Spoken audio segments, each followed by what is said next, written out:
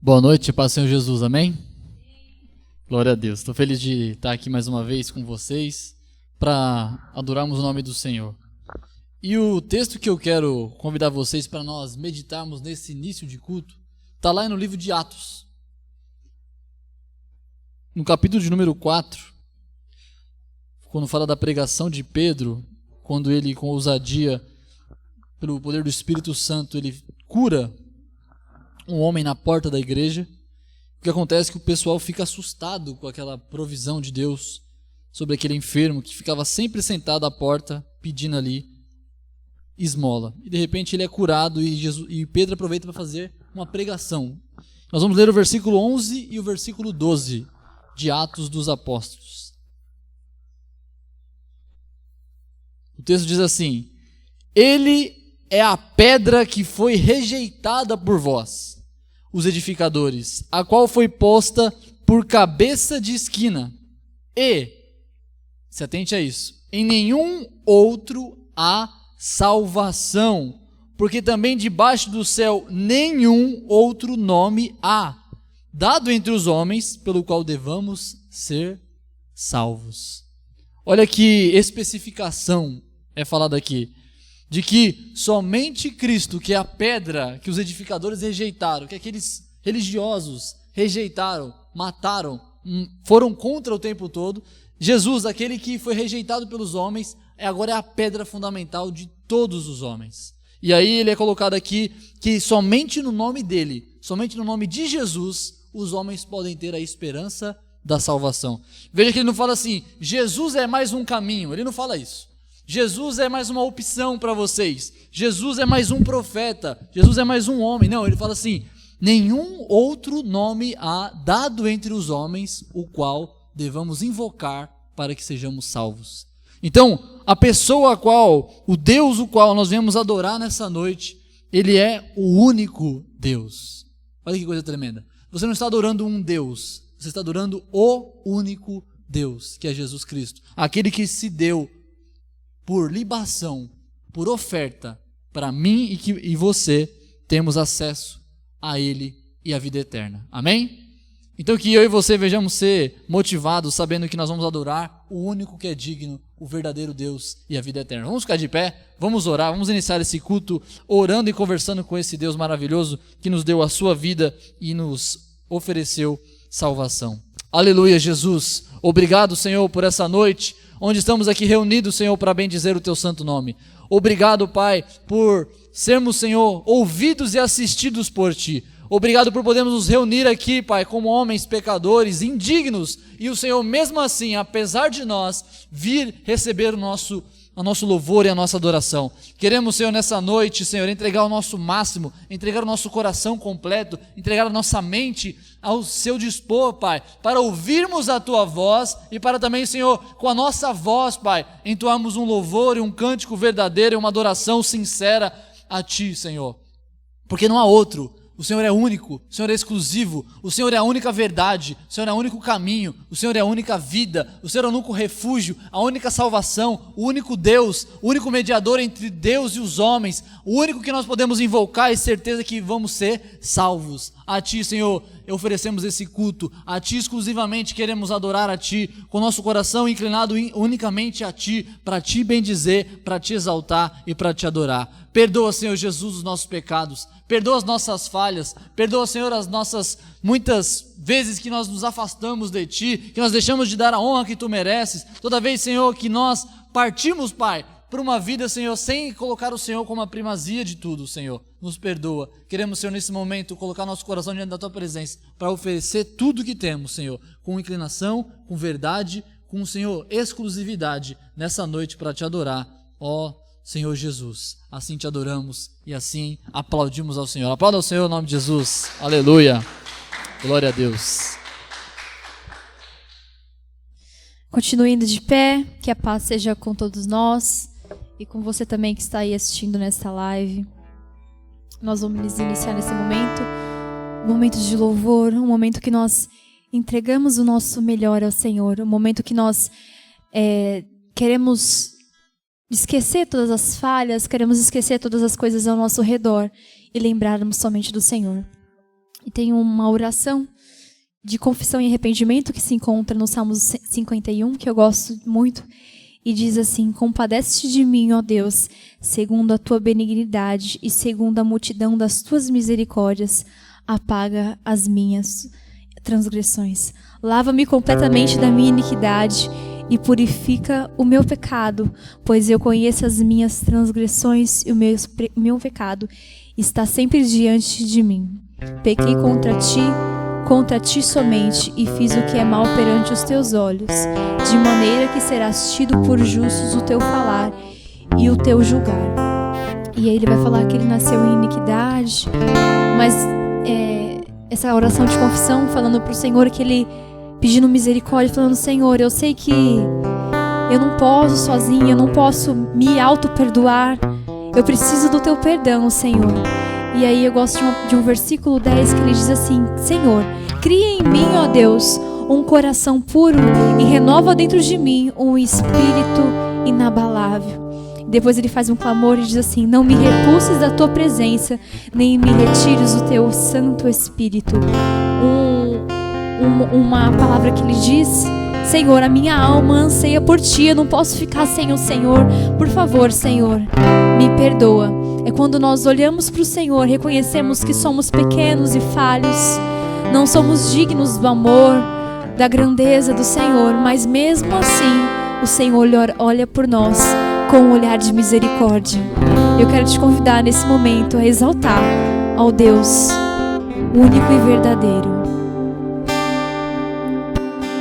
Ao único que é digno de receber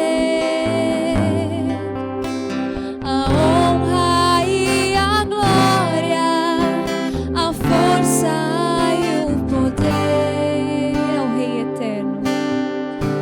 Ao Rei eterno, imortal, invisível, mais real, a Ele ministramos o louvor, ao único que é digno, ao único que é digno de receber, só o Senhor Jesus, a honra e a glória, a força e o poder, ao Rei eterno e imortal, ao Rei eterno e imortal, invisível, mais real, a Ele ministramos o louvor, e somente a ti, Jesus, a nossa atenção.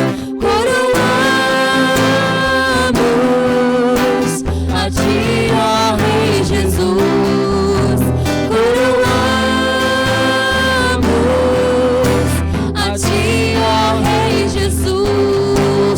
O teu nome nós adoramos, adoramos o teu nome, nos rendemos aos seus pés, consagramos todo nosso ser a ti. Coroamos, Senhor, coroamos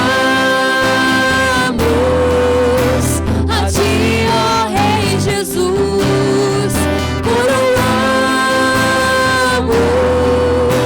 A ti, ó Rei Jesus, adoramos o teu nome, nos rendemos aos seus pés, consagramos todo nosso ser a ti. Somente a ti, Jesus, para quem olhamos, Senhor. Para quem, Senhor, nós queremos ter intimidade, Senhor, queremos confessar as nossas vidas, os nossos pecados, as nossas falhas, Senhor, e sabemos que seremos atendidos, porque temos um Deus grande e único, o único que é digno de receber.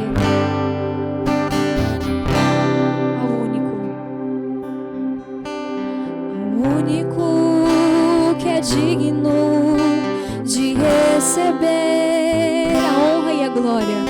A honra e a glória, a força e o poder ao Rei eterno, ao Rei eterno, imortal, invisível. invisível, mais real. A Ele ministramos o louvor ao único que é digno, ao único que é digno de receber somente tu, Jesus, a honra e a glória, a força e o poder,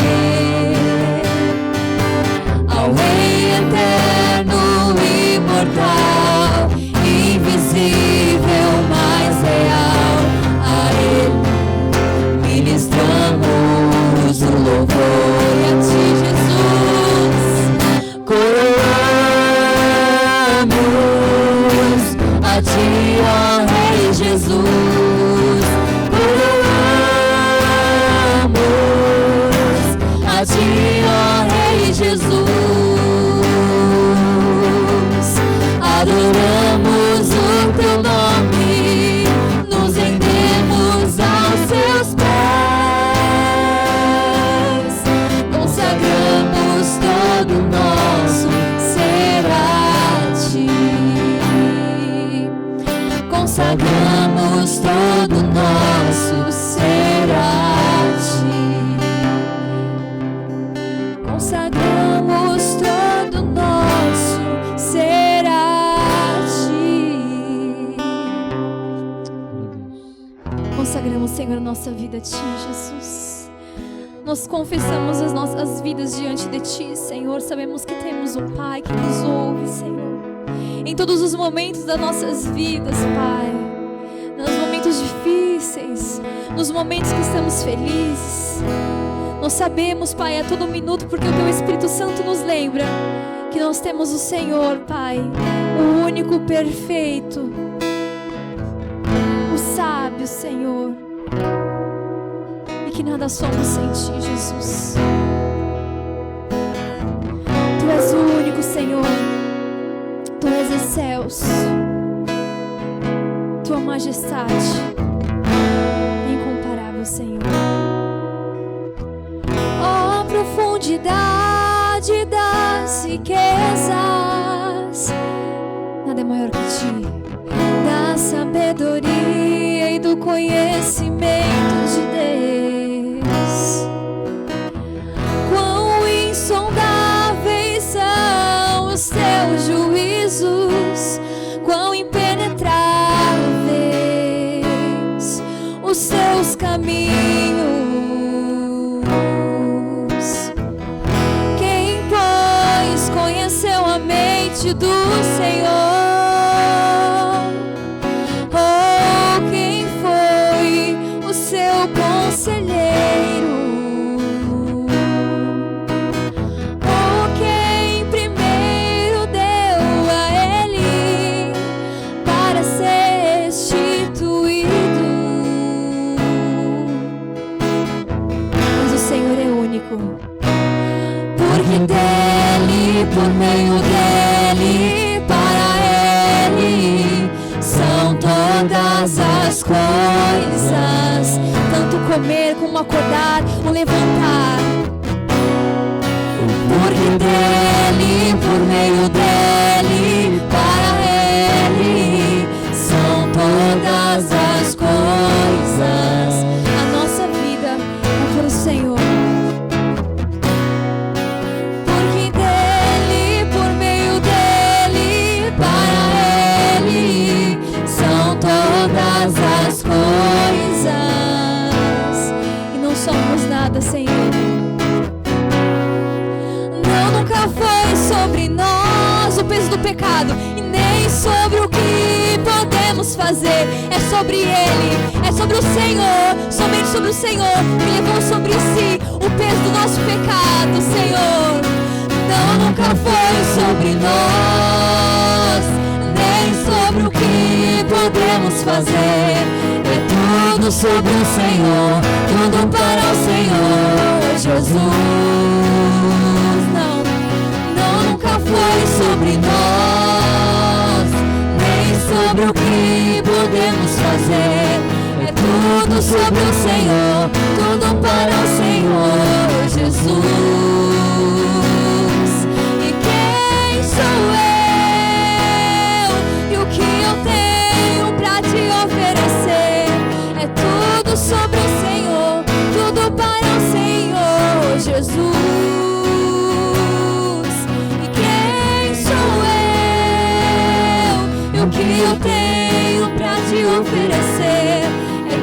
tudo sobre o Senhor, tudo para o Senhor Jesus. Eu descobri que sem ti eu nada posso fazer. É tudo sobre o Senhor, tudo para o Senhor Jesus. Eu descobri que sem ti eu nada posso fazer. É tudo sobre o Senhor, tudo para o Senhor Jesus. Tu és Senhor, o Senhor é santo, santo, santo, santo, santo, santo. É tudo sobre o Senhor, tudo para o Senhor Jesus. O Senhor é santo, santo, santo, santo, santo, santo. É tudo sobre o Senhor, tudo para o Senhor Jesus. Nesse momento eu quero te convidar a fazer uma oração, a lembrarmos nesse momento que não é sobre nós. O peso do pecado foi sobre Jesus, e o alívio que temos hoje é por causa dele, sobre ele, tudo a ver com ele. Ó Jesus, nós te bendizemos, Senhor. Obrigada, Jesus. Obrigada, Senhor, por se revelar a nós, nos perdoar, Senhor, das nossas falhas, Pai, das imensas falhas, Senhor, das vezes, Senhor, que trocamos a intimidade contigo, tiramos o Senhor como nossa prioridade, priorizamos outras coisas, Senhor. Como sabemos, Pai, às vezes o Teu Espírito Santo nos fala, assim não é o certo, filho. Você está indo no caminho errado. E muitas vezes nós insistimos. Nos perdoe, Senhor. Hosana nas alturas, nos perdoe. Hosana, Hosana, Hosana nas maiores alturas. Hosana, chama o nome do Senhor, faça uma oração a Ele nesse momento, aclamando, chamando por Ele, Senhor. A minha alma tem sede de Ti, Senhor. A minha vontade, Senhor, é estar nos Teus atos para sempre. Ó meu Senhor, Hosana nas alturas, Hosana nas alturas, Hosana nas alturas, Hosana nas maiores alturas. Hosana, Hosana, Hosana nas maiores alturas, porque dele, por meio dele, só para ele são todas as coisas sobre o Senhor. Porque dele, por meio dele, para ele, são todas as coisas. Portanto, não, nunca foi sobre nós. Obrigada, Jesus, por carregar todos os fardos, Senhor, no nosso lugar, Jesus. Nós te bendizemos nessa noite, coroamos somente a Ti, Jesus. Pai, que o Teu Espírito Santo, em todos os momentos, Ele venha nos lembrando, Senhor, que nós podemos chegar diante de Ti e lançar, Senhor, as nossas orações, a nossa ansiedade. Nós podemos lançar tudo aos Teus pés, Senhor, porque é incomparável, Pai, o que o Senhor fez por nós. Amém. Na quinta-feira, não sei se alguns irmãos assistiram a live, outros vieram ao culto, mas a gente teve aqui o pastor Naori e a Selma, né? E a Selma fez uma ministração falando que quem dá a vida pelos seus amigos, né? O que Jesus fez foi dar a vida por nós. Eu não morreria pelos meus amigos. Não sei você, mas eu não morreria pelos meus amigos. Desculpa, Carla. Mas é uma confissão diária. A gente olhar pro Senhor e falar: glória a Deus, o Senhor deu a vida por nós. Porque eu não daria minha vida pelos meus amigos. Eu não faria o que Jesus fez. Só Ele poderia fazer isso mesmo. Glória a Jesus Cristo. Pode tomar o seu assento nesse momento. Uma coisa é você morrer por um amigo quando ele tá certo, né? Acho que até alguém teria coragem de morrer por um amigo que estivesse de maneira certa, sendo injustiçado. Mas agora, e quando ele estivesse errado? Esse é o grande escândalo da cruz. Que Cristo morreu não porque a gente era amigos bonzinhos e fizemos tudo certinho. Bem pelo contrário. Porque fizemos tudo errado. Nessa noite, é uma noite muito especial. Vou convidar você a abrir a sua Bíblia comigo, lá em Mateus. Nós temos pregado bastante no livro de Mateus e isso tem um porquê. Dos meus devocionais pela manhã, eu estou lendo o livro de Mateus, então acaba que sendo consequência disso. Mateus, capítulo de número 16.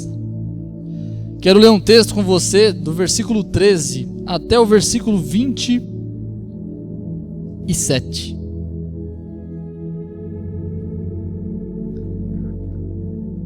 Eu vou me deter em expor a partir do versículo de número 21, mas eu quero ler o contexto juntamente com você para a gente poder se situar sobre tudo isso. Amém? Quem encontrou? Diga amém. Amém? Diz assim o texto: E chegando Jesus às partes de Cesareia de Filipe, interrogou os seus discípulos, dizendo: Quem dizem os homens ser o Filho do Homem? E eles disseram: Uns dizem João Batista, outros Elias e outros Jeremias, ou um dos profetas. Disse-lhe ele: E vós, quem dizeis que eu sou? E Simão Pedro, respondendo, disse: Tu és o Cristo, o Filho do Deus vivo.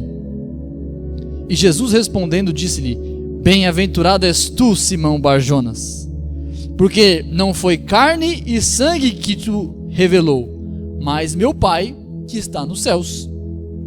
18. Pois também eu te digo que tu és Pedro, e sobre esta pedra edificarei a minha igreja, e as portas do inferno não prevalecerão contra ela. E eu te darei as chaves do reino dos céus, e tudo o que ligares na terra será ligado nos céus, e tudo o que desligares na terra será desligado nos céus. Então mandou aos seus discípulos que a ninguém dissessem que ele era o Cristo. 21. Desde então, começou Jesus a mostrar aos seus discípulos que convinha ir a Jerusalém e padecer muito dos anciãos e dos principais dos sacerdotes e dos escribas, e ser morto e ressuscitar ao terceiro dia. E Pedro, preste bem atenção nessa parte, tomando-o à parte, começou a repreendê-lo, dizendo: Senhor, tem compaixão de ti, e de modo nenhum te acontecerá isso. Ele, porém, voltando-se, disse a Pedro: Para trás de mim, Satanás, que me serves de escândalo, porque não compreendes as coisas que são de Deus, mas só as que são dos homens. Então disse Jesus aos seus discípulos: Se alguém quiser vir após mim, renuncie-se a si mesmo, tome sobre si a sua cruz e siga-me. Porque aquele que quiser salvar a sua vida, perdê-la-á, e quem perder a sua vida por amor de mim, achá-la. Pois que aproveita o homem ganhar o mundo inteiro, se perder a sua alma? Ou que dará o homem em recompensa da sua alma? Porque o Filho do Homem virá na glória de seu Pai com os seus anjos, e então dará a cada um segundo as suas obras. Quero ler mais uma vez o versículo de número 25. Porque aquele que quiser salvar a sua vida, perdê-la-á, e quem perder a sua vida por amor de mim, achá-la-á. Amém? O tema da minha mensagem hoje é: só ganha quem decide perder. No primeiro momento faz um pã, né? O que é isso aí? Não entendi nada. De fato, conforme o texto aqui diz para nós, só ganha aquele que decide perder. Parece uma contradição. Como é que eu posso ganhar se eu decidir perder? Porém, o que nós vamos ver aqui, expondo esse texto, essa questão vai ficar um pouco mais claro para nós entendermos que para ganharmos só é possível se nós decidirmos que perdemos. Queridos, nós estamos vivendo um momento na nossa sociedade que não é de hoje os problemas que ela tem, não são de agora que eles aparecem, mas que eles são muito visíveis no que nós estamos vivendo hoje, que é o tal do egolatria, um sentimento dos seus afetos inchados de um desejo de saciar a sua própria vontade a todo custo, de se colocar no centro de todas as coisas e dizer o seguinte: tudo tem que servir para mim e eu não vou servir nada para ninguém. Nós estamos vivendo esse momento de egolatria. Eu no centro, eu como meu próprio ídolo. E nós chamamos isso também de narcisismo. Você já ouviu falar dessa palavra em algum lugar? Narcisismo. Quero contar para vocês a história de Narciso. Da onde saiu essa palavra? Narciso é um conto grego, não é bíblico, tá? É um conto grego, um mito grego, que fala que ele era filho de um deus que era dono de um rio ali nas regiões da Grécia, e a mãe dele era uma ninfa, né? E ele nasceu de uma maneira assim absurdamente bonito. Pensa num cara bonito, mas não bonito assim no sentido de que ele era um pouco bonito. Ele era o mais bonito que já tinha nascido em toda a terra. Esse que o mito diz. E aí a sua mãe chegou e viu a beleza que o filho dela tinha, né? Não sei se é papo de mãe, mas ela olhou para o filho e falou: de fato, ele é muito bonito. Toda mãe fala isso, né? Até para mim. Minha mãe já disse isso. Você é o mais bonito do mundo. Ai. Só que no caso aqui ele era mesmo o mais bonito do mundo. Não só a mãe dele achava, mas todo mundo achava ele o mais bonito do mundo. E então a mãe dele perguntou para uma bruxa, dizendo o seguinte: será que o meu filho ele vai se dar bem? Ele vai morrer logo? Porque ele é muito bonito. Falou assim: não, se ele não se conhecer, de fato ele não vai ter problema, mas se ele se conhecer, a maldição da morte vai encontrar ele. E ele vagava pelas cidades e tudo mais, e ele era idolatrado pelas ninfas. Vamos colocar assim, as mulheres todas gostavam muito dele, eram totalmente apaixonadas. Mas por mais dele ser venerado pelas essas ninfas, ser olhado e a todas as ninfas se apaixonarem por ele, ele não gostava muito de ficar no público, ele gostava mais de ficar no privado. Ele era um caçador. Só que certa vez, uma ninfa chamada Eco se apaixonou por ele de uma forma muito grande, mas ele não correspondeu a ela. E ela ficou muito frustrada mesmo. E ela decidiu então ir até uma outra bruxa e falou o seguinte para ela: eu quero que você jogue uma maldição no Narciso, para que ele possa apaixonar-se por alguém de uma tal forma por algo que ele não consiga alcançar nunca. E essa vai ser a maldição dele. Ele vai se apaixonar e vai acontecer com ele o mesmo que acontece comigo. Eu sou apaixonada por ele, mas ele não me quer. E ela pegou e jogou essa maldição sobre Narciso. O que aconteceu é que essa ninfa chamada Eco, ela ficava rodeando Narciso o tempo todo. E ela certa vez atraiu ele até a floresta. E quando ele chegou na floresta, ela levou ele até um riacho. Quando ele chegou no riacho, que ele se abaixou para ver, na verdade para beber água, ele viu o seu reflexo. Lembrando que naquela época não tinha espelho. Então ele olhando o seu reflexo, ele ficou abismado com a beleza que ele estava vendo. E ele ficou apaixonado, sem saber que era ele mesmo, olhando para aquele reflexo, falando assim: nossa, que coisa incrível. E ele ficou tão apaixonado pelaquela imagem que ele queria tanto que ele não conseguia se levantar e parar de olhar os lábios, os olhos, a boca, o nariz, que era a sua própria imagem. E aí o que aconteceu? Ele queria tanto aquela imagem, não podia possuí-la, que ele entrou dentro do lago e morreu afogado. Esse é Narciso. aquele que se contempla de uma tal forma, de uma forma tão extravagante e exagerada, que ele chega a se afogar em si mesmo. Tamanha apreciação própria. Esse é o narcisista. O narcisista é aquele que contempla a si mesmo. Igual disse Caetano Veloso, se eu não me engano, numa música dele, ele diz o seguinte: para Narciso tudo é feio, a não ser que seja espelho. Ou seja, só quando ele olha para ele mesmo que ele vê beleza. O narcisista é esse. E nós estamos vivendo numa sociedade que ela é baseada basicamente nisso, onde ela procura que tudo e todos a admirem, a olhem, a idolatrem, mas ela não quer doar nada a ninguém. E nós vemos aqui, nesse texto que nós acabamos de ler, uma coisa interessante. Para nós nos situarmos aqui, Jesus chega, pergunta para os seus discípulos: quem é Jesus? Quem os outros dizem? Uns profetas, outros Elias, outros João Batista. E ele pergunta: e vocês? O que vocês acham quem eu sou? E aí Pedro dá uma resposta espetacular. Ele fala: tu és o Cristo, Filho do Deus vivo. Pedro foi o primeiro a fazer essa confissão. A confissão de que Jesus era de fato o Cristo. Então Jesus olha para ele e fala assim: então eu vou te fazer uma revelação. Quem revelou isso para você não foi você mesmo, não foi a sua inteligência, não foi a sua sabedoria, mas foi o Pai, foi Deus que enviou, mostrou para você que eu sou o Cristo. E você é pedra, e sobre esta pedra edificarei a minha igreja. Naquele momento ele está dizendo de fato a autoridade que os apóstolos tinham, que foram colocados decididamente por Jesus para que eles fossem um fundamento da igreja. E de fato, tanto é que você pega Apocalipse, você vai ver que tem 12 fundamentos, que são os 12 apóstolos. É a palavra que nos foi confiada, é a palavra que Jesus deu para os apóstolos passarem para a igreja. Por isso nós lemos o livro de Mateus, nós lemos o livro do apóstolo Paulo, nós lemos as cartas de Tiago, de João e assim por diante. Enfim, chegando depois disso, Jesus fala para eles: então, já que vocês sabem que eu sou o Cristo, Jesus começa a falar assim: convém que o Cristo, eu, vou ser pego, vou ser entregue em Jerusalém e vou sofrer muito.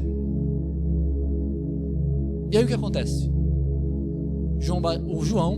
Pedro, aquele mesmo que tinha feito uma confissão top, tinha feito exatamente a declaração correta a respeito de Jesus, ele dá uma bola fora, mas uma bola bem fora.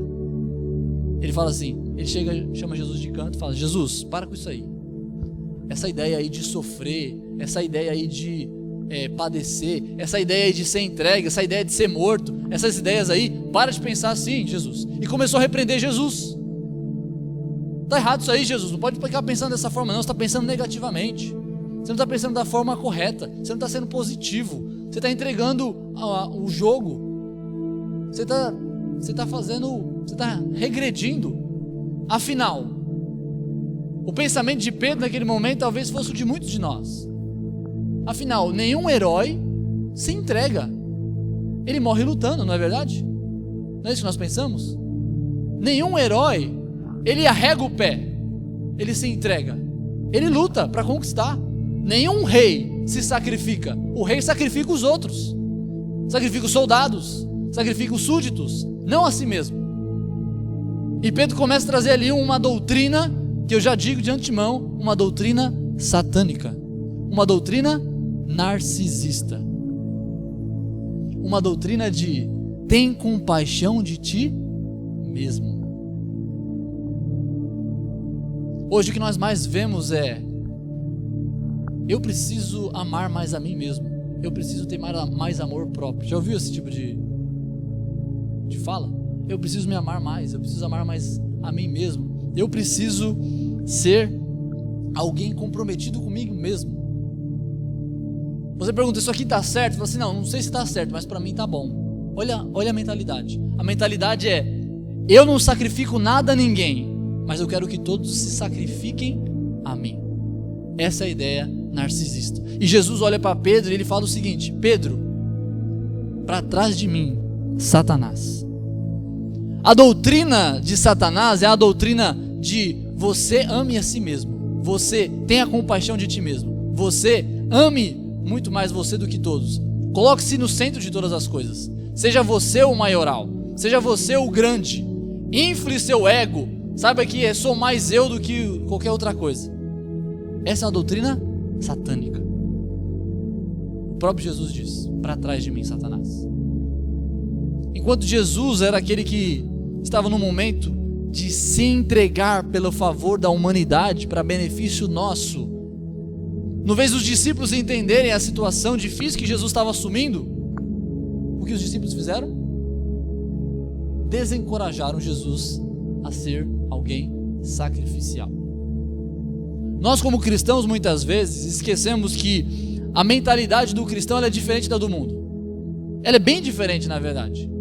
E aqui nós precisamos tomar um cuidado. O primeiro cuidado é o seguinte: cuidado na hora de você aconselhar alguém que você vê que ele está numa situação de debilidade, que ele não está nos seus melhores momentos, que ele está mal.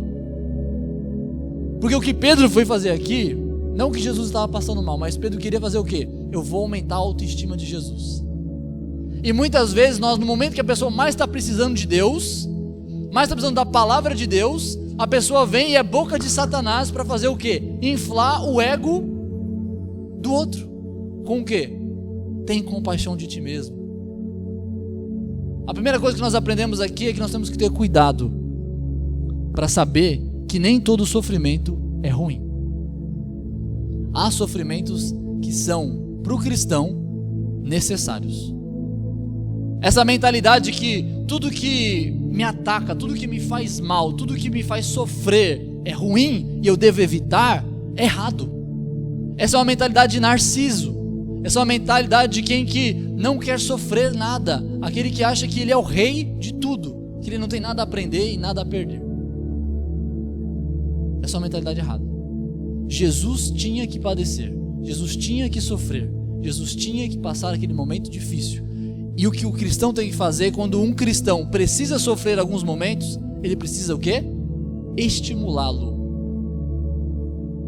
Precisa apoiá-lo naquele momento. E não tentar poupá-lo.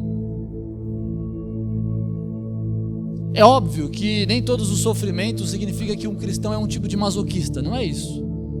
O masoquista, vamos diferenciar uma coisa da outra. O masoquista é aquele que ele procura a dor para poder ter prazer. Ele acredita que a dor é prazer. O cristão não. O cristão não tem prazer na dor, mas ele tem prazer no resultado que a dor traz. Ele tem prazer no que vai acontecer por ele ter passado por aquele momento. Vejamos um texto, por exemplo. Se você abrir a sua Bíblia comigo em Isaías 53, versículo de número 11, olha o que ele diz, falando sobre Jesus. Ele verá o fruto do penoso é o quê? Doloroso trabalho de sua alma e ficará satisfeito. O que o texto está dizendo? Que o que Jesus fez na cruz era um ato sacrificial, que haveria dor, haveria sofrimento, haveria angústia, haveria um momento de muita solidão, inclusive. Os seus próprios discípulos o abandonaram. Mas ele, vendo isso, ele não teve prazer na dor, mas no resultado ele ficou satisfeito. Essa é a questão. Se você pegar comigo a sua Bíblia em Romanos, capítulo de número 5, ele diz o seguinte, o apóstolo Paulo, ele fala que ele se vangloria nas dores. Lá em Romanos 5, a partir do versículo 3, ele diz assim: e não somente isso, mas também nos gloriamos nas tribulações. Por quê? Porque sabemos que a tribulação produz a paciência, e a paciência a experiência, e a experiência a esperança, e a esperança não traz confusão, porquanto o amor de Deus está derramado em nosso coração pelo Espírito Santo que nos foi dado. O que Paulo está dizendo? O sofrimento, de fato, ele é benéfico. Ele traz paciência, ele traz esperança, ele traz algo que vem do Espírito Santo derramado nos nossos corações. Existem muitos benefícios no sofrimento, o qual os cristãos precisam entender que vale a pena sofrer, e não fugir, e não negligenciar. E quais são esses sofrimentos? Os sofrimentos que têm a ver com a fidelidade a Cristo. Fidelidade a Cristo. As consequências de eu e você seguirmos a Cristo, algumas consequências são cruéis. Quer ver por exemplo? O cristão há de padecer perseguição. O cristão há de ser muitas vezes marginalizado na sociedade. Sabe por quê? Porque ele fala a verdade.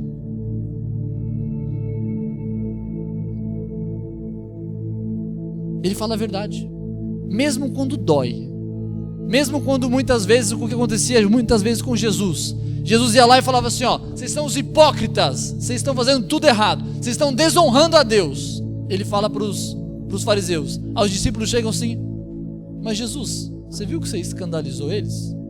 O que Jesus fala? Eles não são das ovelhas do Pai? Se fossem, eles iam entender o que eu falei. Aí o que acontece? Imagina Jesus no Twitter escrevendo isso. Já pensou? A guerra que ia ser? É isso, queridos. Há algumas dores que o cristão vai sofrer por consequência da sua fé em Cristo. Como, por exemplo, muitas vezes é a perseguição, como eu já disse. Outras é a marginalização, muitas vezes. Outras pode ser também que diante de uma situação que talvez mentir seria algo benéfico, seria mais fácil, seria mais simples, ele não mente. Então ele vai ter que pagar o preço. Ou quando ele é traído, ele não trai de volta. E muitas outras coisas. Esse tipo de coisa o cristão vai sofrer. Agora, todo tipo de coisa o cristão deve sofrer? Não. Porque se você pegar o livro de Isaías mesmo, no capítulo 53 ainda, você vai ver o seguinte, que ele fala assim que Jesus veio para levar as nossas enfermidades, as nossas dores, as consequências diretas do pecado sobre a minha e a sua vida. Ou seja, o cristão não deve sofrer por essas coisas. Quais coisas? Pela falta de paz? Não, porque nós temos paz com Deus. Então o cristão não deve sofrer de desespero. O cristão não deve sofrer de desesperança, porque ele tem muita esperança. O cristão não deve sofrer, por exemplo, de descrença. O cristão não deve sofrer de peso, de culpa. Por quê? Porque ele foi perdoado. Então não é tudo que acontece de ruim o cristão tem que sofrer aquilo que tem a ver com a fidelidade a Deus. Mas sobre essas coisas, eu e você estamos proibidos de fugir delas. Não é só pela questão de que existem benefícios. Veja bem, tem benefícios nos sofrimentos? Tem, Paulo falou, paciência, experiência que gera esperança, a qual é gerada pelo Espírito Santo nos nossos corações. Existe benefício, mas nós devemos lá abrir mão de tranquilidade muitas vezes, de fugir dos problemas para vivenciar os sofrimentos só por causa dos benefícios? Não, porque ele é um pré-requisito para podermos ser seguidores de Cristo. E aí nós vamos ver isso daí a partir do versículo de número 24. Veja, então disse Jesus aos seus discípulos, depois que Pedro deu essa mancada, foi influenciado por Satanás, falou que ele devia ter compaixão de si mesmo. Jesus fala assim: você não sabe o que é as coisas de Deus, você não conhece as coisas de Deus, você só conhece as coisas dos homens. Como eu disse, esse narcisismo do nosso coração, de servir somente as coisas para nós, para o nosso benefício, de não sofrer, de não viver esses momentos. Sabe essa teologia nova da prosperidade? Tem um lema na Igreja Universal do Reino de Deus que é o seguinte: pare de sofrer. Esse é o lema deles. Completamente antibíblico. O cristão não deve parar de sofrer. A teologia do coaching, que é o treinar o seu ego para você ter uma autoestima maior e você poder lidar com as situações fingindo que elas não existem. Heresia, doutrina de Satanás. Não sabe as coisas de Deus, só sabe as coisas dos homens. E as coisas de Deus que eu e você precisamos aprender, a primeira delas é que há sofrimentos que eu e você precisamos passar. Por isso que Jesus vai dizer, e vai deixar bem claro, que ele diz o seguinte em João 16:33: no mundo tereis, mas tem de bom ânimo, porque eu... O que Jesus está dizendo. Vocês vão ter aflições mesmo. Com meus seguidores, com meus discípulos, vão padecer perseguição. Todos aqueles que seguem a Cristo vão padecer perseguição. Vão padecer dificuldades, vão padecer necessidades muitas vezes. Não necessidade espiritual, mas muitas coisas acontecem na vida do cristão. Muitas são as aflições do justo. Jesus fala assim: eu falo essas coisas para vocês para que em mim vocês tenham paz. Aonde deve nós buscarmos diante dessas dificuldades que certamente virão sobre a minha e a sua vida? Em Cristo. Jesus é o lugar do refúgio nosso. Jesus é o lugar de nós encontrarmos a paz diante desses momentos difíceis que nós vamos passar. E nós não vamos ser poupados. Jesus não vai poupar você de passar sofrimentos. Não vai. Porque isso é necessário. E então, isso é necessário por quê? Só por causa dos benefícios? Não, nós vamos entrar nesse ponto. Porque é um pré-requisito para ser um seguidor de Cristo. Ou você sofre as perseguições como um cristão, ou você não é um cristão. Versículo 24. Então disse Jesus aos seus discípulos: se alguém quiser vir após mim, ou seja, me seguir, renuncie-se a si mesmo, tome sobre si a sua cruz e siga-me. O que Jesus está dizendo? Você quer me seguir? Você quer ser meu seguidor? Você quer vir após mim? Você quer aquelas promessas? Você quer os benefícios da vida comigo, que é a salvação, a justificação, a redenção? Tudo bem, mas você precisa vencer a má teologia, a má doutrina satânica, que é o tem compaixão de ti mesmo. Como é que eu e você abrimos mão do tem compaixão de ti mesmo? Como? Através do renuncie-te a ti mesmo. Como é que eu faço para deixar de ter esse narcisismo dentro de mim, essa egolatria dentro de mim? Como é que eu faço isso? Renuncie a si mesmo. O que é renunciar? Quando um presidente, seja o presidente do Brasil, ele está lá na frente e ele decide renunciar, o que ele faz? Ele abre mão, ele solta, ele abandona, ele se dá por vencido. É aqui que está a grande questão. Eu gosto dessa definição de renúncia como decide perder. Renunciar é decidir perder. Renunciar é falar assim: vou entregar o jogo. E por que eu gosto tanto dessa definição de renuncie a si mesmo como decidir perder? Por um motivo. Porque ele é o mais próximo do que a gente entende por fé. A fé basicamente é decidir perder. O que é fé, queridos? A fé, ela é justamente a compreensão que eu tenho de que a condição que eu estou, ela é insuficiente para que eu possa ser salvo. Então o que eu faço? Eu me agarro àquele que pode me salvar. Eu me dou por vencido. Eu entendo que eu estou perdido. Eu entendo que eu sou um perdedor. E para eu entender que eu sou um perdedor, eu falo assim: eu preciso de alguém que seja vencedor. A palavra no hebraico para fé é uma palavra da seguinte forma: é como se fosse alguém que está se afogando. Está se afogando e não tem nada para se apoiar de um lado nem do outro, e ele está perdendo as suas forças. E ele assume a situação de que ele vai afundar e vai morrer. Não tem mais capacidade nos seus braços para nadar, não tem capacidade nas suas pernas, não tem capacidade de oxigênio, não tem capacidade de nada, só vai morrer. Então alguém joga a boia para ele. O que ele faz? Se debruça de seu corpo inteiro, com seu ser inteiro. Com qual mentalidade ele se debruça sobre aquela boia? É tudo ou nada.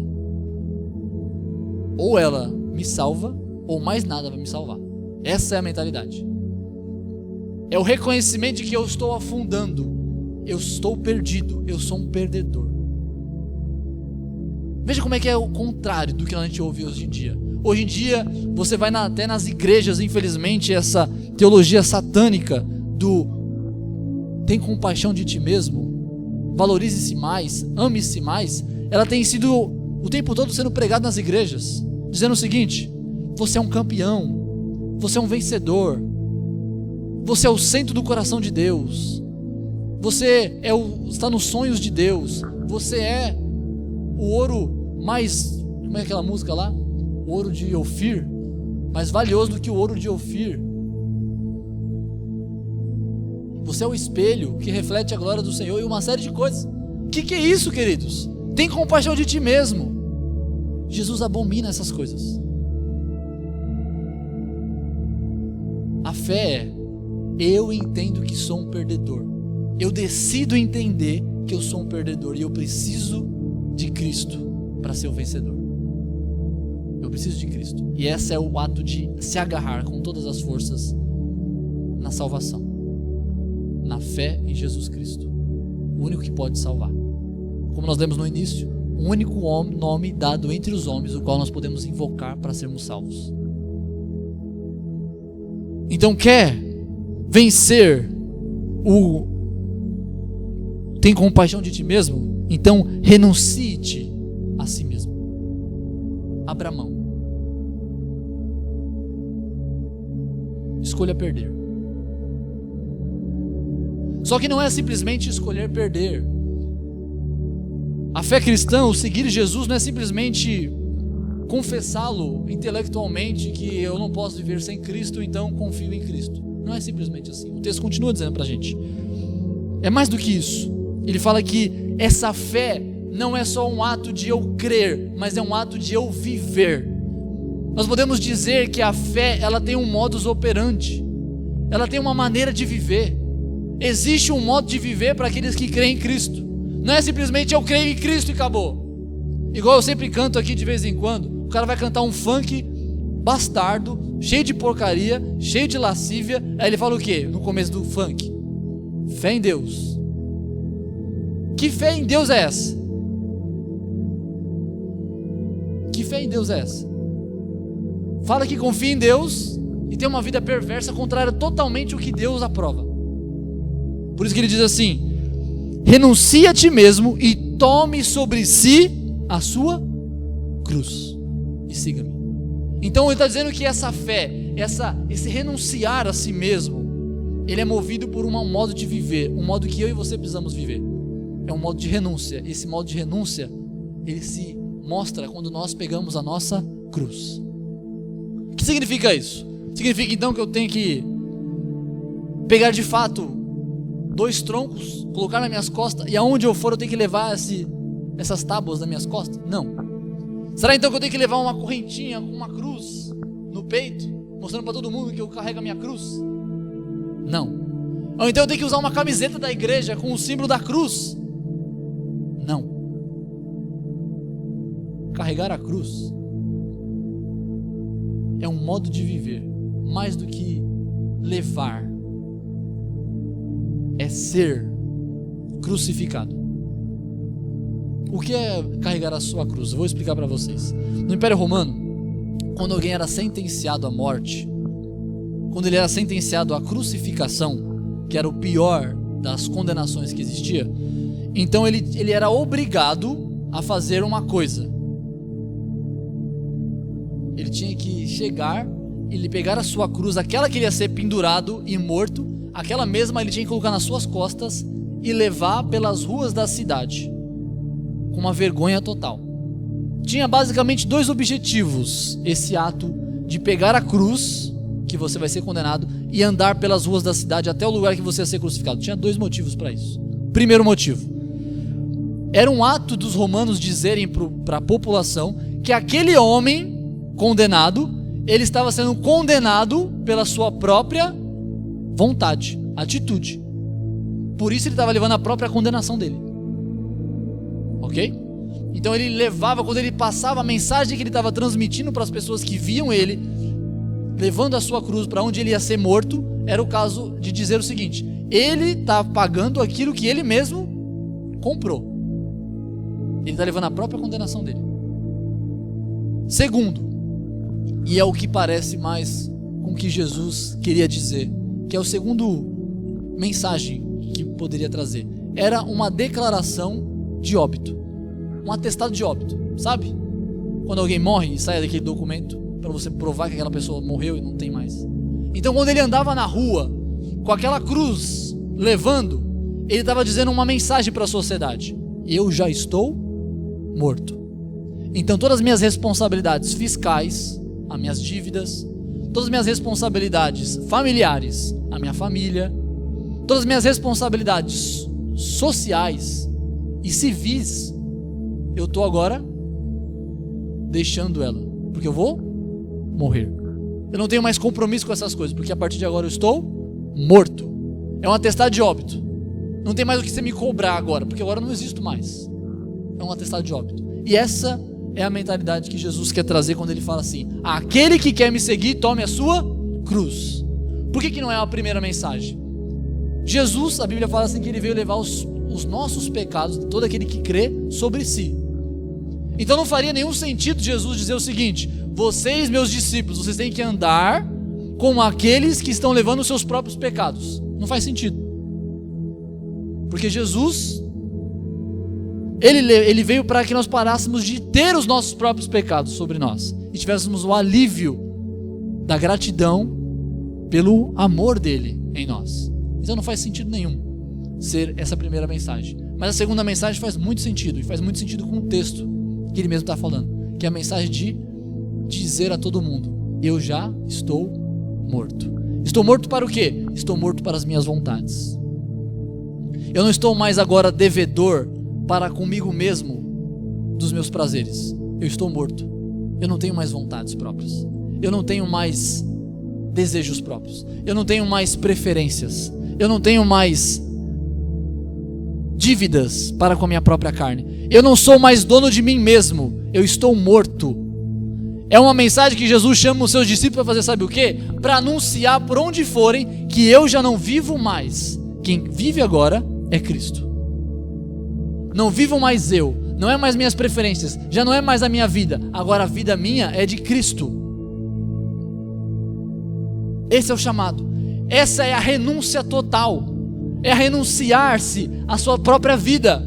É renunciar aos seus próprios desejos. É renunciar à sua própria preferência. É renunciar a tudo para poder receber tudo que há em Cristo. Nós não podemos ser discípulos de Jesus se nós não pegarmos a nossa cruz, se nós não morrermos para nós mesmos. Nós temos que mortificar a nossa carne. Nós temos que de fato falar o seguinte: eu não tenho mais autonomia sobre mim mesmo. Eu não sou mais agora guiado pelo meu estômago. Eu não sou mais guiado pelas minhas mentalidades. Agora eu sigo a Cristo. Duro essa palavra, né? Porque o que mais ouvimos hoje em dia é justamente o contrário. Você tem que ter a sua autenticidade. Você tem que ser autêntico. Você não deve copiar ninguém.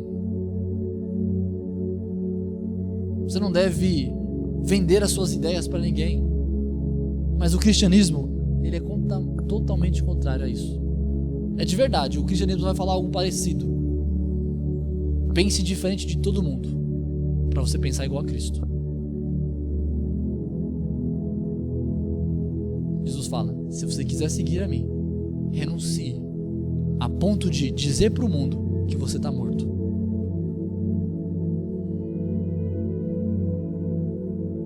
E aí o versículo 25 fala para nós o seguinte: como eu já disse, os sofrimentos são necessários na vida do cristão.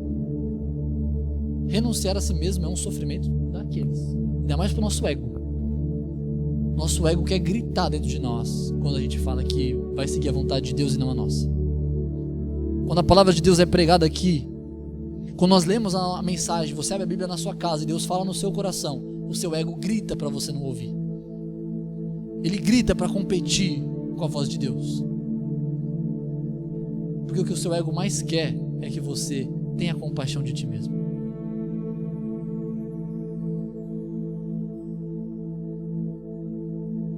O que mais Satanás quer é que você tenha compaixão de ti mesmo. Não se entregue, o seu ego vai dizer. Não se entregue, Satanás vai dizer. Não se doe, Satanás vai dizer. E Cristo vai dizer para você: renuncie a tudo e siga-me. E o versículo de 25 diz por que isso faz sentido. Porque aquele que quiser salvar a sua vida, perderá. Nós muitas vezes pensamos que a vida, sabe o que é a vida? A vida é um tipo de substância que incorpora dentro de nós, no nosso corpo, que nos faz trazer prazer e viver. Nós achamos que a vida é isso. E se nós não tratarmos a nossa vida, essa substância metafísica, vamos dizer assim, que está dentro de nós, se nós não tratarmos ela direito, se nós não demos prazer suficiente, se nós não a cuidarmos devidamente, nós vamos perder. Então nós fazemos o quê? Nós agarramos a essa ideia falando assim: eu vou proteger a minha vida a todo custo. Eu vou proteger, seja dando prazer, seja dando felicidade, seja dando subsídios, seja fugindo da insegurança. Eu vou fazer de tudo para que eu possa ter e permanecer com vida. Só que Jesus fala o seguinte: se você renunciar a mim em prol de guardar a sua vida, você vai perder. Sabe por quê? Porque a vida não é uma substância. A vida que eu e você tem não é uma substância intracorpórea que está dentro de você e a qualquer momento ela pode te abandonar. Não. A vida é uma pessoa. A vida é uma pessoa. E ela tem nome. Jesus disse: eu sou o caminho, a verdade e a vida. Quando nós queremos, em prol de guardar a vida, que é uma pessoa chamada Jesus, nós queremos usar aquilo que Jesus diz, que é certo, a gente quer usar nossos próprios meios para guardar a vida que na verdade não é nossa, nós vamos perder o dono da vida. Não faz sentido nós querendo guardar a nossa vida daquele que é o dono da vida e que é a própria vida.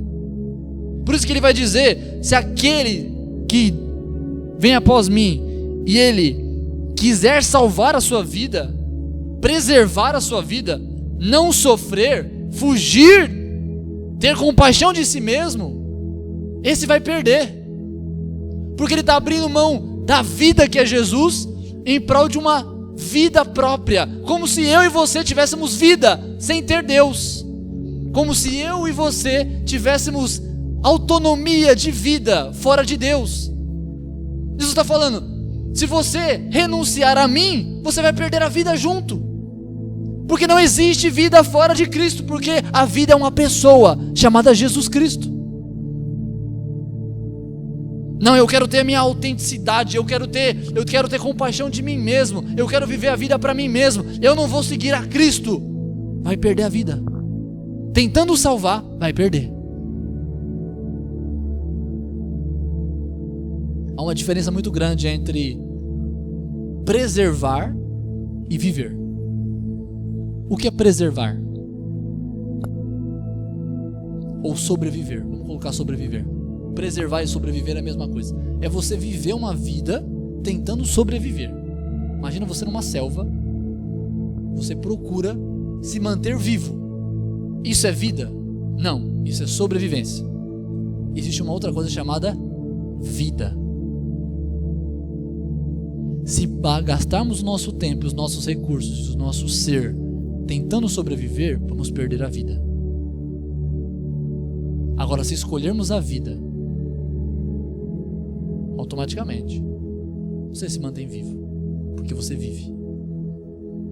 Pare de sobreviver e comece a viver. E a vida não se encontra nos prazeres dessa terra. A vida não se encontra em você ter a sua satisfação própria. A vida não se encontra em você ser um homem realizado, uma mulher realizada. A vida não se encontra nessas coisas. A vida se encontra em Jesus. Só. Tolo homem que pensa que pode viver sem Deus.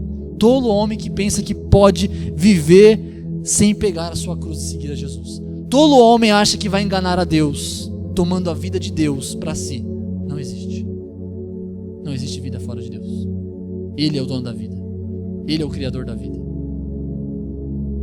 Só que não é simplesmente, queridos, também renunciar a tudo, pegar a sua cruz, dizer ao mundo que está morto,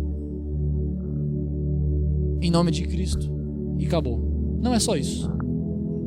Tem como complicar. A Bíblia diz assim: porque aquele que quiser salvar a sua vida, perdê-la-á.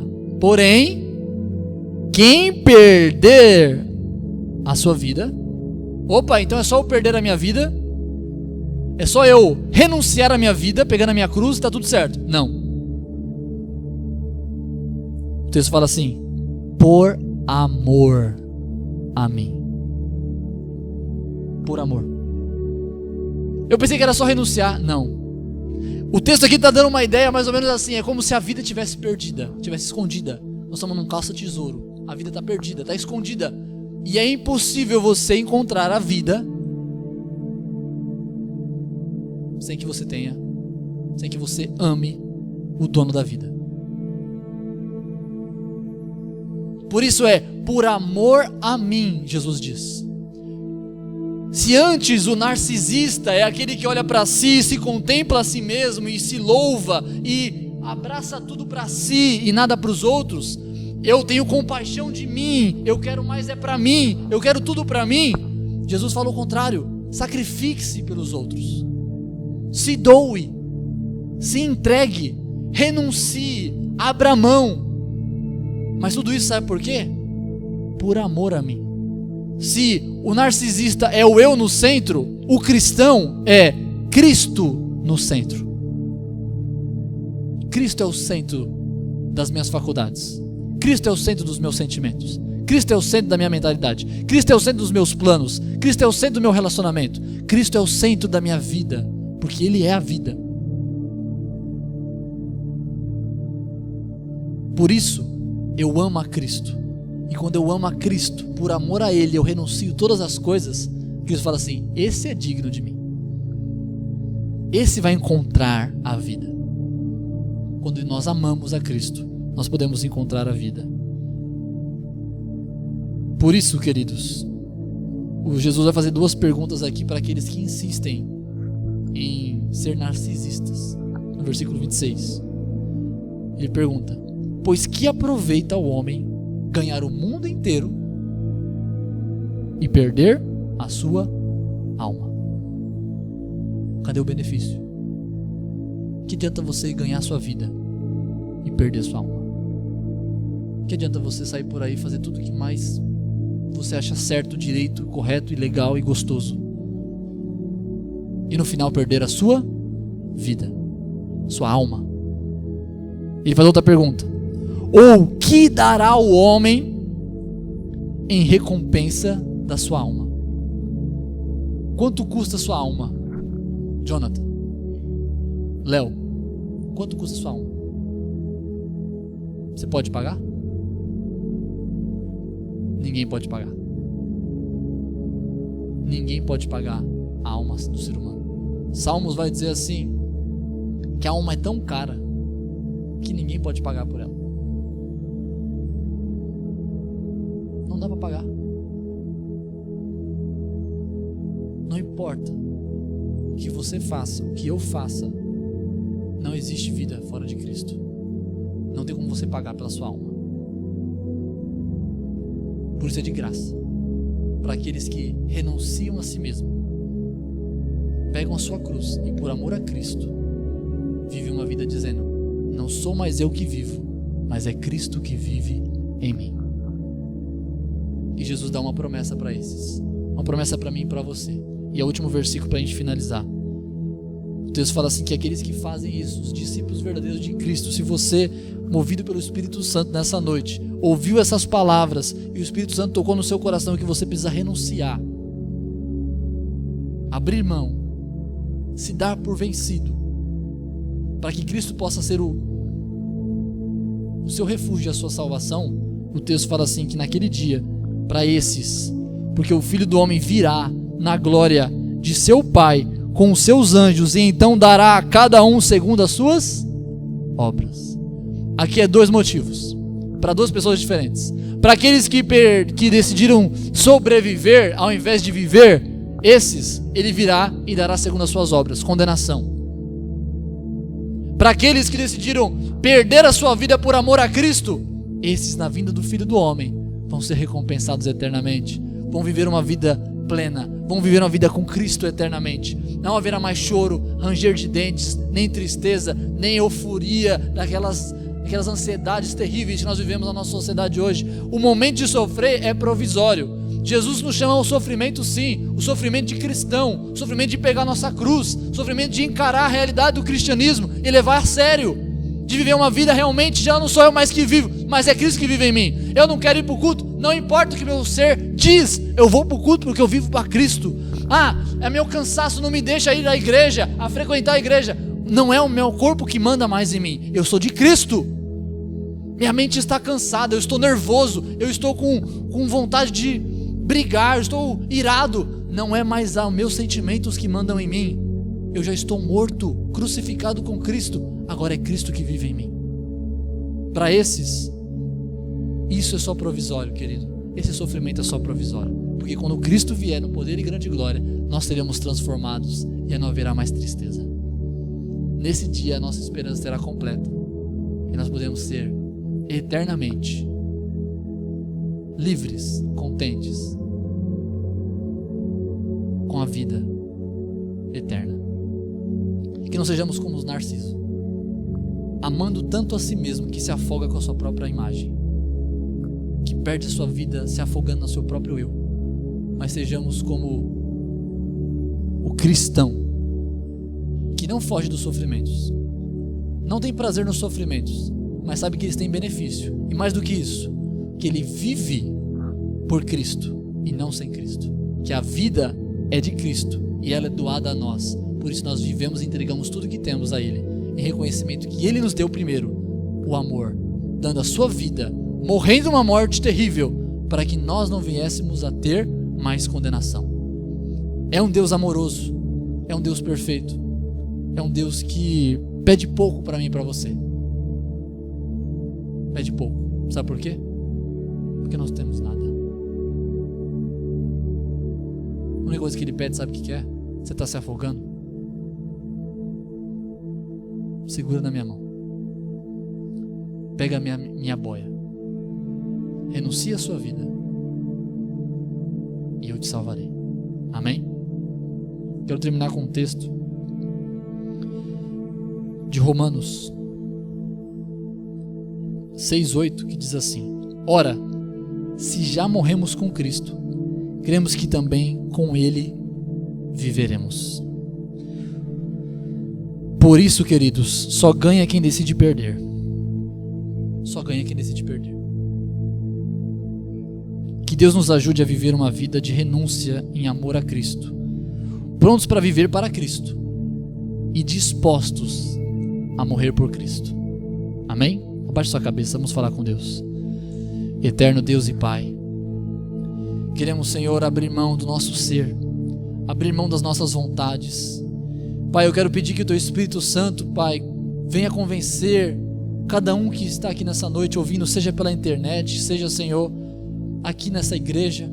Pai, que venha trazer o Teu Espírito Santo convencimento, entendimento da Tua palavra, para que não venhamos mais viver uma vida, Senhor, narcisista, da compaixão de Ti mesmo, de uma vida, Senhor, centralizada em nós, de uma vida de renunciar não às coisas, mas renunciar a Ti. Não nos deixa viver uma vida assim, mas nos ajuda a renunciar a tudo, Pai, por amor do Teu nome, e pegar a nossa cruz e viver uma vida como discípulo do Senhor, anunciando que nós estamos mortos, mas vivos em Cristo e vivos para Cristo. Que nós possamos, Pai, bater no peito pela graça do Senhor e dizer que para nós o viver é Cristo e o morrer é lucro. Nos ajuda a entender essa mensagem. Nos ajuda, Senhor, a seguir os Teus passos. Nos ajuda, Senhor, a sermos crentes autênticos, porque esse mundo está corrompido e a qualquer momento o Senhor virá buscar a tua igreja. E quando o Senhor vier buscar, Pai, que nós possamos ser encontrados aqueles, Pai, que renunciaram a si mesmo e por isso serão beneficiados, Pai, pela tua vinda, que serão, Pai, consolados eternamente, que serão de fato, Senhor, recompensados pelas obras que o Senhor fez a nosso favor.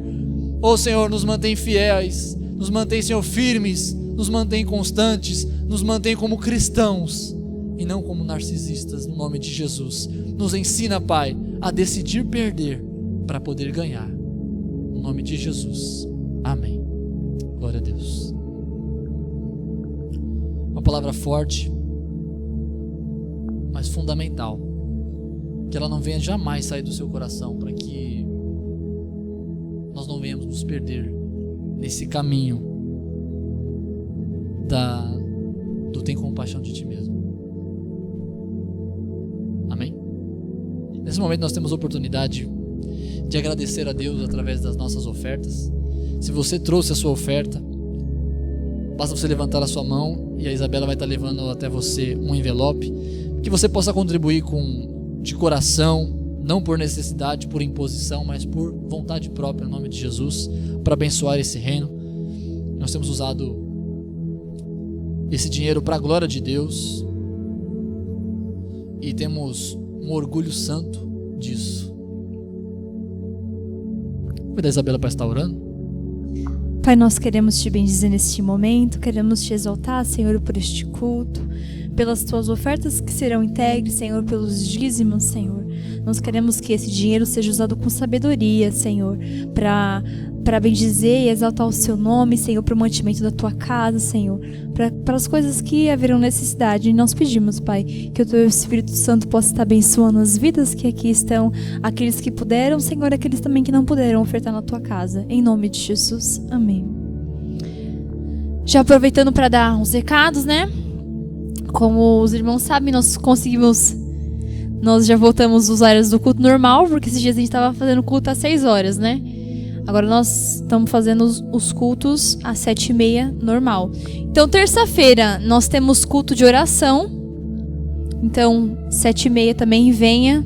Vamos falar com o Senhor. A oração, irmãos, é um momento de conversar com o Senhor. Assim como eu estou aqui conversando com vocês, é o momento da gente chegar diante do Senhor. Falar, Senhor, é assim, assim, assim, assado. Intercedermos pelas nossas vidas, pelo país, pelo mundo, pela nossa igreja. É esse momento. Quinta-feira nós temos os cultos de estudo, né? De ensino. Continuando em Hebreus, né? O estudo em Hebreus, muito legal, venham. E culto de domingo, que é o culto da família. Então venham 7h30, espero vocês. E já aproveitando, no sábado a gente está programando um mutirão para dar uma geralzinha aqui. Quem quiser ajudar, ajuda é sempre bem-vinda. Amém? Pedidos de oração? Alguém tem pedido de oração? Sua avó? Mais pedidos? Léo? Felipe? Oi? Tá, sua avó, o Thomas e o Felipe. Eu vou chamar o pastor pra... Não? Eu mesmo orar? Olha só, acabei de falar de oração. Que prazer. Quero convidar vocês a ficar de pé nesse momento. Senhor, nós queremos neste momento de intercessão, Pai, pedir pela vida da avó da Carla, Senhor, que o Senhor possa estar visitando, Senhor, ela, ajudando, Senhor, nas suas dificuldades, Senhor, e também, Senhor, curando o emocional, curando a enfermidade, Senhor, qualquer coisa que esteja passando, Pai, que o Senhor possa entrar com a tua providência em nome de Jesus.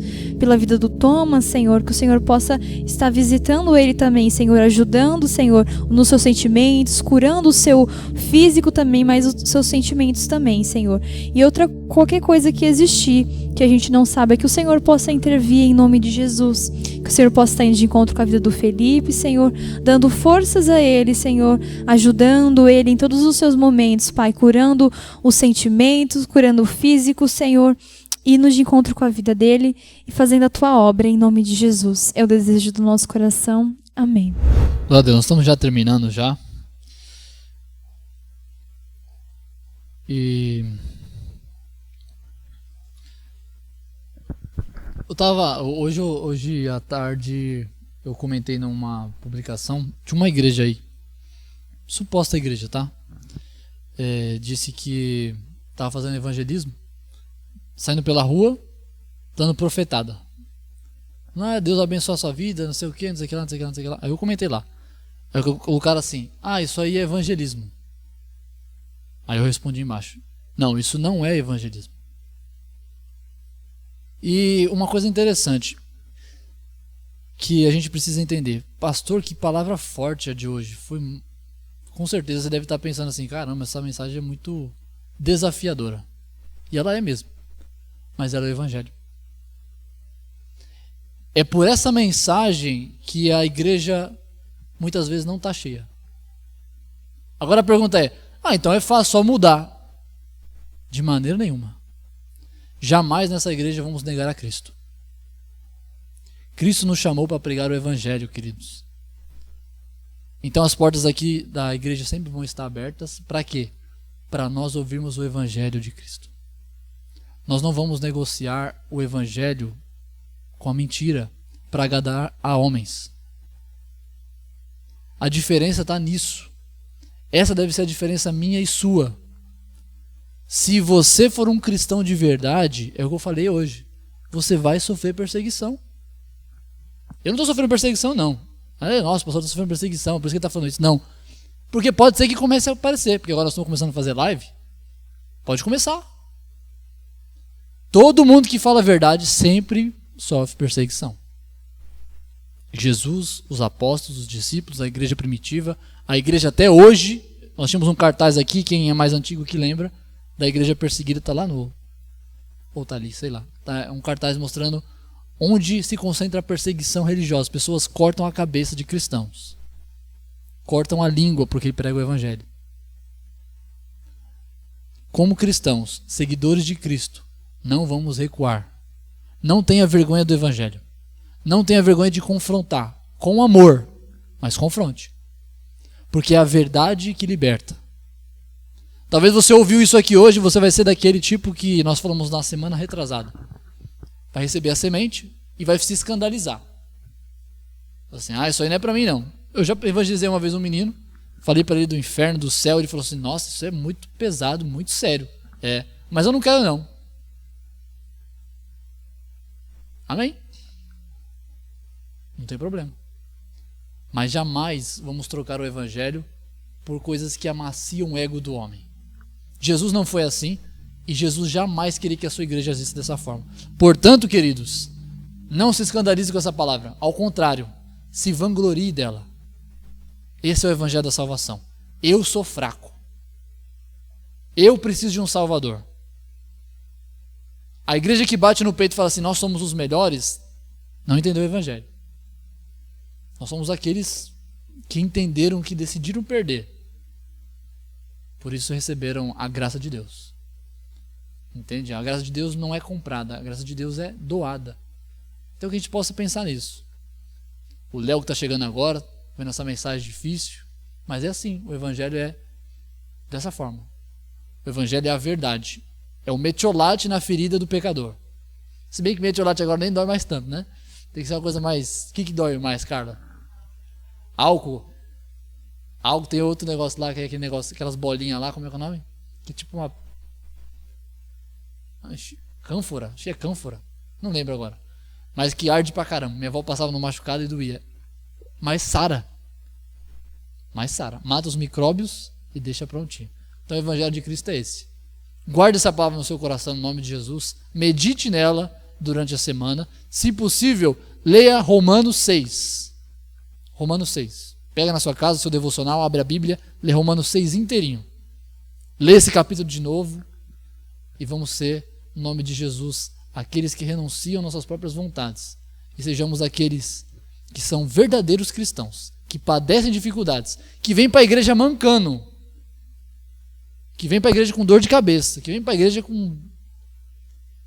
Seja como for. Lógico, nessa época de pandemia nós estamos até meio que evitando. Se você vier, não venha com o coronavírus. Né? Mas se não fosse essa época, queridos, se nós não estivéssemos nesse momento de pandemia e uma doença que se propaga tão fácil, nem isso deveria nos impedir. De maneira nenhuma. Amém? Levante-se, fique de pé. Quero desejar a vocês uma semana abençoada no nome de Jesus. Que Deus abençoe os seus trabalhos, abençoe sua família, seus estudos, né? Sua família e tudo mais, que onde você pôr a mão, Deus possa abençoar no nome de Jesus, Ele possa falar mais ao seu coração. E nos vemos quinta-feira. Amém? Abaixe sua cabeça. Obrigado, Senhor, por esse momento, por esse culto abençoado, pelas vidas que vieram aqui ouvir a Tua palavra, Senhor. Dura, difícil, mas verdadeira. É essa palavra que nós queremos nos apoiar, Senhor. A mensagem da verdade, que confronta nosso coração pecador, nos coloca diante do estreito, Senhor, mas que nos coloca, Senhor, também diante da Tua presença, diante da Tua verdade, para sermos redimidos, modificados e guiados no nome de Jesus. Abençoa todos eles no nome de Jesus e que o amor de Deus Pai, a graça infinita de Jesus Cristo, nosso Senhor, Salvador e Rei, e a consolação e a comunhão do Espírito Santo seja sobre todos nós e de todos que professam o Teu nome hoje e eternamente. Todos digam: cumprimentai na paz e na bênção do Senhor Jesus. Não deixe de orar pelos nossos pastores, pelos ministérios da igreja, pelos nossos eventos, pelas células e seus líderes. E ore não só pela igreja local, mas de todo o mundo, aqueles que compartilham da mesma fé, mas não da mesma liberdade. Acompanhe a CEPAB pelas redes sociais. Comunidade Evangélica Paz e Bênção, a Igreja Família, pertinho.